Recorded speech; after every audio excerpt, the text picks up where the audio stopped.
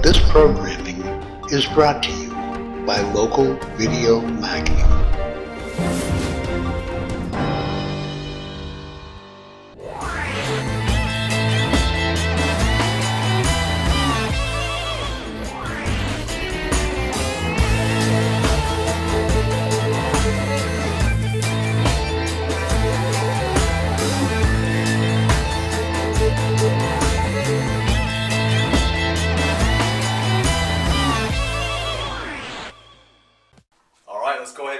Exercises and how you're going to sequence it up. Remember, it's going to be 2 strength exercises followed by a calisthenic exercise. The first one we're going to go ahead with is we're just going to go with a 1-band exercise. You're going to go ahead, step on the band. You're going to go push presses overhead, and then just step through the band, flip it up onto your back, and go pull aparts. As soon as you're done with that, you're going to go ahead and put your band up. You're going into just a stationary run. That's your first sequence of exercises. Your second sequence of exercises, you're going to go ahead, we'll go with a single band again. We're going to go simply a split squat, put the band up here, foot back, split squat. Obviously you'll switch to the other side, do the other side, and then put the band away, and you're going with a simple step over as your calisthenic exercise. From there, we're going to go ahead and we're going to go into an attached situation, so you got to make sure that you have your band utility strap and the ability to attach up. You're going to go with a chest press, followed immediately by a simple row. So you want to go ahead and put those two together, and then you're going to put that down, and you're going to go with just simple jumping jacks. Good cardiovascular type exercise. Your fourth sequence of exercises, we're going to go back to a single band. We're going to go front squats. So just a simple front squat. Then you're going to drop down and you're going to go ahead and place the band over your hips and go hip extensions. Make sure the band is pressing against your hips, so you really go ahead and have to establish that. From there you can stay right on the ground because you're going to go right into just a simple running mountain climber. So there's your fourth sequence of exercises. Your fifth sequence of exercises, bicep curl, followed immediately by a tricep extension. If you want to, I'll give you an alternative for that. You can go attached bicep curls followed by overhead tricep press. So either way is fine with that. When you're done there with one of those 2 sequences, you're going into a simple skip. Very good. Last sequence, we're going to come back to here. We're going to go reverse lunges. So again, attach, reverse lunge, right and left, and then you're going to finish up with a fun exercise where you're going to position yourself, drop into a shuffle, come on back, drop into a shuffle, come on back. All exercises you can go ahead and do in a very small area and small space. Here's what you need. You need multiple band setups so you can do both attached and attachment-free exercises. You want to go ahead and establish different calisthenic exercises. I provided you 6 different ones that you can go ahead and do. Then go ahead and set it up where you're either going 30 seconds on, 45 seconds on, 15-second recovery. Go all 3 exercises 3 times through, and then go ahead, take a break, and go to your next exercise sequence. You can put all 6 together and make a great long workout. You can choose to do just one sequence of 3 exercises and call it good. You can go ahead and pick and choose from the different sequences that I showed you. But the point of the matter is, it's not going to take much for you to put together an awesome workout or a series of different workouts if you choose to. Have a good one.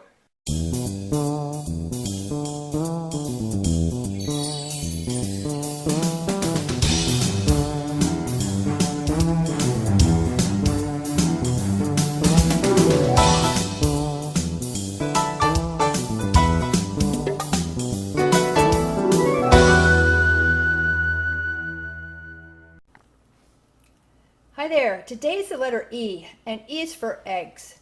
Have you ever wondered what the difference is between brown eggs and white eggs? Well, I have some brown eggs here, and guess what? There is no difference. The color of the shell depends on the breed of the hen. Regardless of whether you like brown eggs or white eggs, each time you eat an egg, you are going to consume 6 grams of protein, 70 calories, some iron, some calcium, and recognize this from the periodic table, some potassium, and vitamin D. Eggs are a great source of protein, low in saturated fat, and can be included in your meal plan a few times a week. Eggs make a great addition to your meal or a snack. Thanks for listening today. This has been Kim Lukhard, Hockey Mom RD. Happy skating till next time.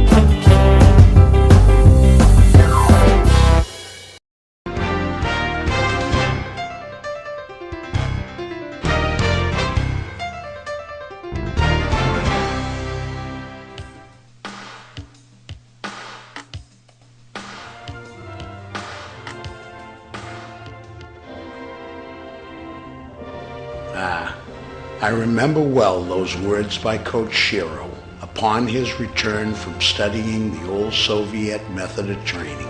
Actually, the words and the concept so intrigued me that I ultimately traveled to Moscow to see for myself. My USSR studies were a lot of years ago, but the lessons I learned, not to mention my greatly changed outlook, still carry over in just about every phase of my current work. And despite the fact that I learned lots about improving a player's explosive strength and conditioning back then, I've greatly expanded on their idea of off-ice training, or dry land, so much so that it's going to take me several installments to share it all with you. Also, as you get to observe some of these alternative training ideas, you're probably going to come to the same realization that I eventually did, in that some hockey qualities can actually be enhanced better or more conveniently away from the ice.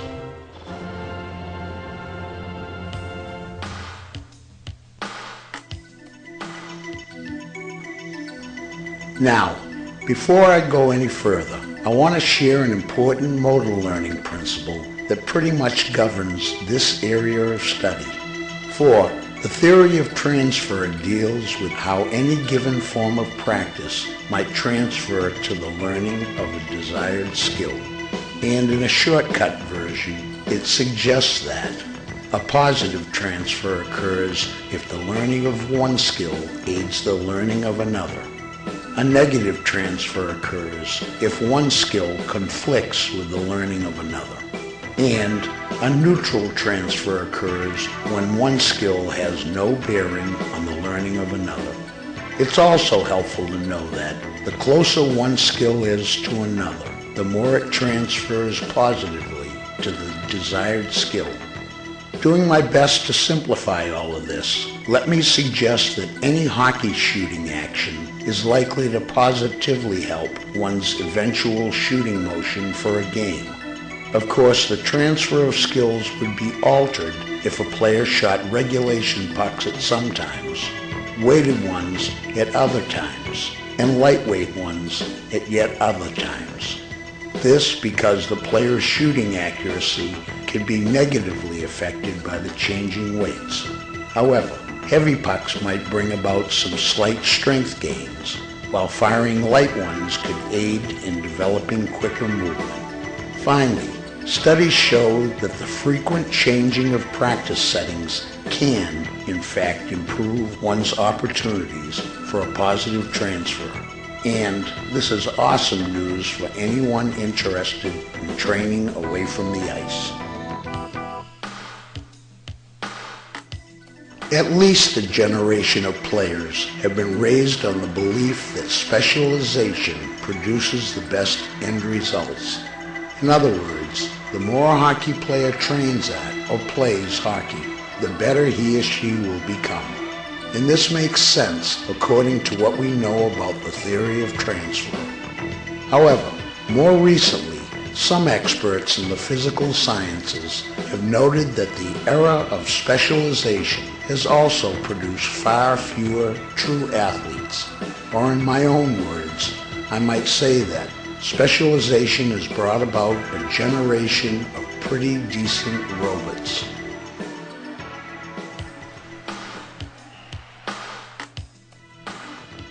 I highly recommend reviewing this information, since it's going to form the basis for almost everything we'll explore from here onward. Be sure to have at least a general understanding of skill transfer, appreciate the benefits of changing practice settings, and seriously consider the advantages of being an all-around athlete. For Part 2 is going to be all about athleticism.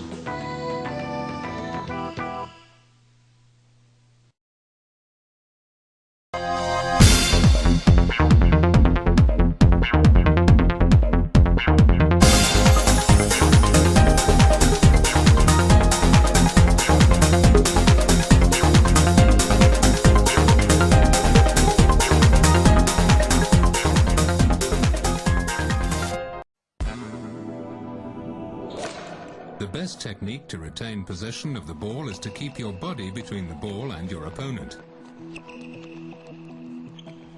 The body is always found between the opponent and the ball. It's necessary to have good footwork and a lower center of gravity.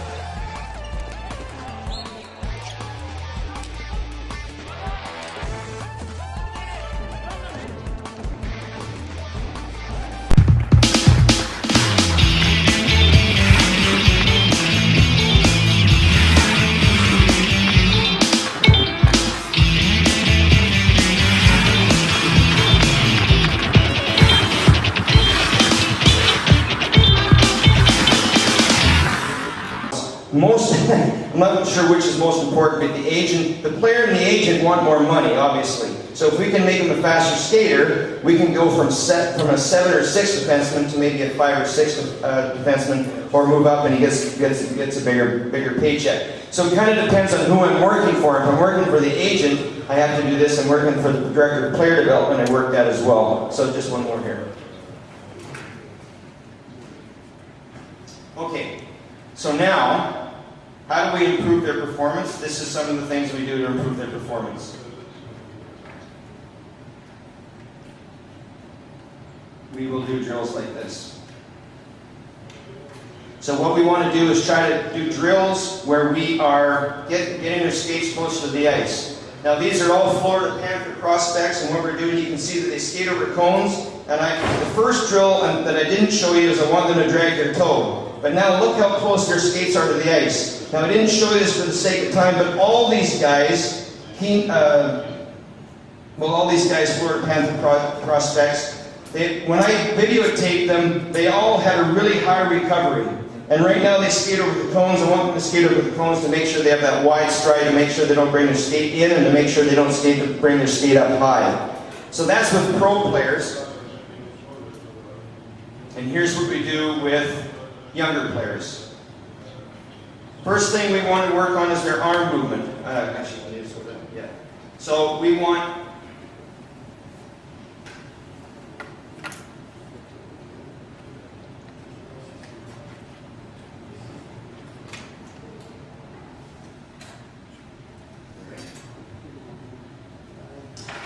to work on arm movement. We call this arm skating. This is with the younger players. We just want their arms to move side to side as much as possible.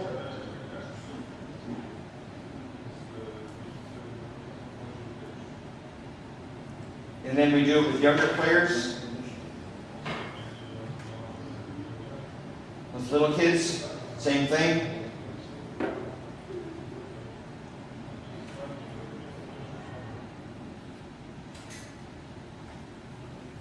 These videos are from the DVD that I have, 4.39. So we do it with 2 hands on the stick and then 1 hand on the stick. So we want them to, now, I'm not suggesting they skate with their skates flat on the ice, but we just want them to get their arm movement as much as possible.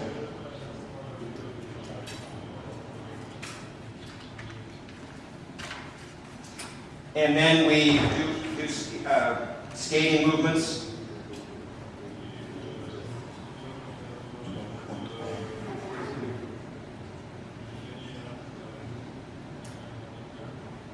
Then we get the little kids to skate over cones. Same thing. Same as the NHL players. Nice wide stride, quick recovery. Got Harry there, Alex, Graham. And then we can do it with older players, just a little different. We tell them to go faster.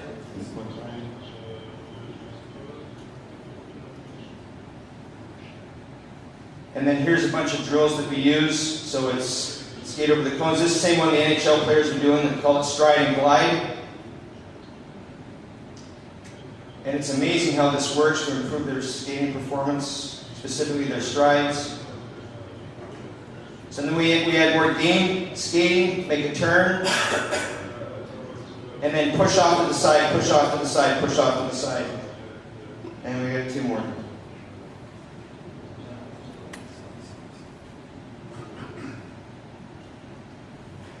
So again, more game performance skating. You skate over the cones, make a turn, skate over the cones.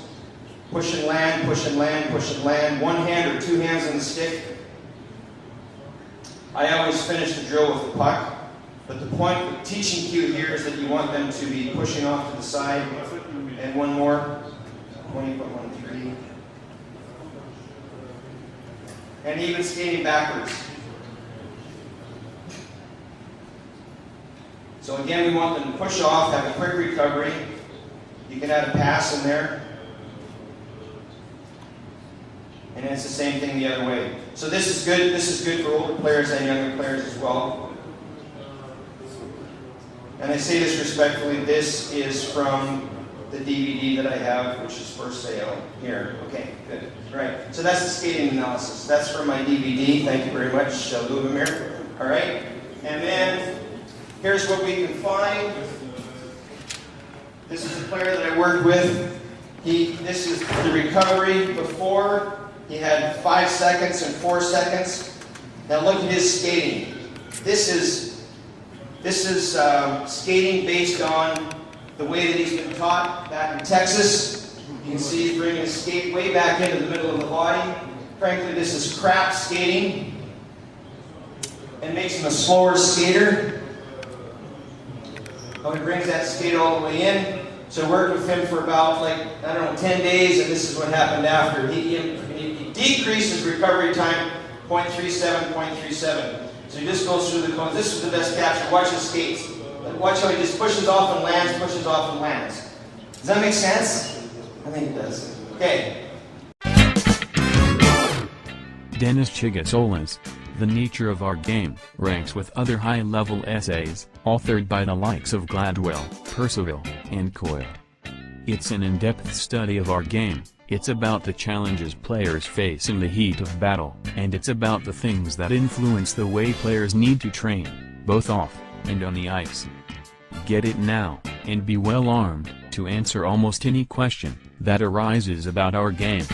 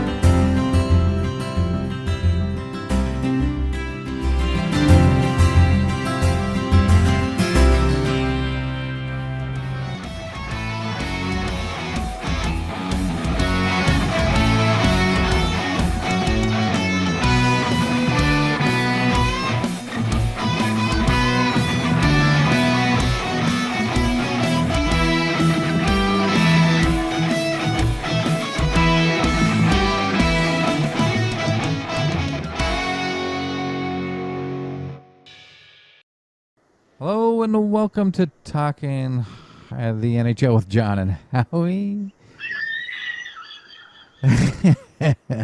Howie, here again to bring you all up to date with what's going on around the NHL. Howie, we are we're down to the last 4 teams. That we've gotten past game ones. Game ones are behind us. In some interesting matchups. So let's start in the East, as we usually do, with Washington and Tampa Bay, which game one was a very interesting game one. And surprising, not just interesting, but I would say surprising, because I wasn't expecting Washington to play that well, and I was expecting Tampa to basically walk kind of over them. Right, but we did not see that at all. We saw I don't know. I've never seen Washington play like this before. Their power play was one, I think. Oh yeah, they're gonna give Tampa Bay a hard time. Which is good, because I mean at least it'll make a good series of it. Right. So we'll see. We've got game 2 tonight, and which is also in Tampa Bay. So we'll see what happens tonight. I don't know. I don't want to say too much about Tampa Bay, because I always give everybody one bad night. Tampa Bay didn't play terrible, though. I don't think Tampa Bay played terrible, but they got outplayed. But we'll see what we get tonight. So I'm kind of interested to see what happens. Yeah, it'll be curious to see what happens tonight. Right, and then over in the West. Whatever that noise is. Over in the West, we've got Winnipeg and Vegas, which was another big surprise for me. And again, I don't want to say too much about Vegas because of the way Vegas' history this year. Yeah, but I mean, at the same time, though, I'm not surprised, given that Winnipeg. Actually, Winnipeg and Minnesota had the best home records for the season. Yeah. So I'm not too surprised there. But I will go out on the edge to say that at this point right now, it is going to be a lock. The Winnipeg Jets will hoist the Stanley Cup. Wow. You know what you just did to them, don't you? Yeah, I know, probably. Okay. No, I won't say anymore, but wow. Okay, Howie says Winnipeg is going to hoist the Stanley Cup. If they play the way they played last night, then it could happen.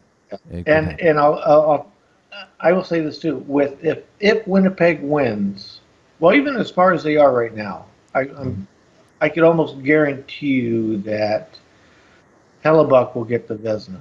Wow. Okay. All right, we'll just leave it right there.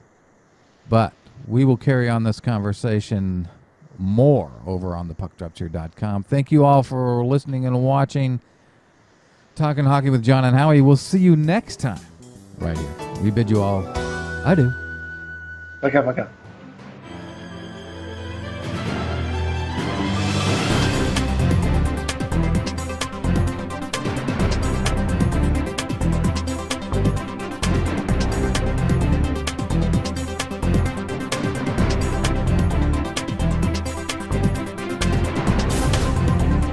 This programming is brought to you by Local Video Marketing.